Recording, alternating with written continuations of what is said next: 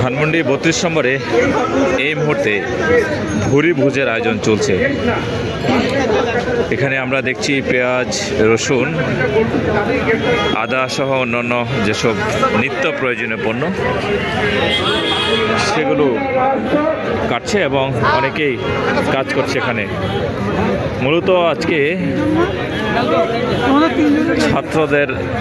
ছাত্র জনতার পূর্ব ঘোষণা অনুযায়ী আজকে তারা জিয়াফতের জন্য এখানে আয়োজন করেছে এবং সর্বশেষ খবর পাওয়া পর্যন্ত ১.৫ লক্ষ টাকার একটি গরু নিয়ে এসে জবাই করা হয়েছিল এখানে এবং আজকে সেই ভুরি ভোজের আয়োজন করা হয়েছে।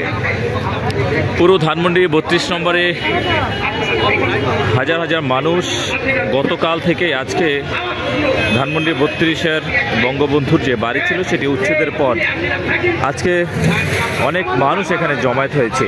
সেই জমায়েত অনুযায়ী পূর্ব ঘোষণা অনুযায়ী আজকে ভুরি ভোজের আয়োজন করেছে ছাত্র জনতার পক্ষ থেকে এবং সেই ভুরি ভোজের যে জিয়াফত সেটির পুরোপুরিভাবে একেবারে আয়োজন চলছে।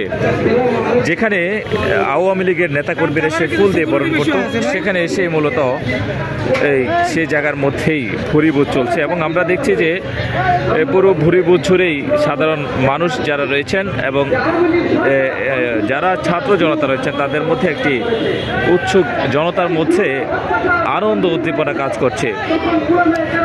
মূলত আজকে পূর্ব ঘোষণা দিয়েছিলেন ছাত্র জনতার পক্ষ থেকে।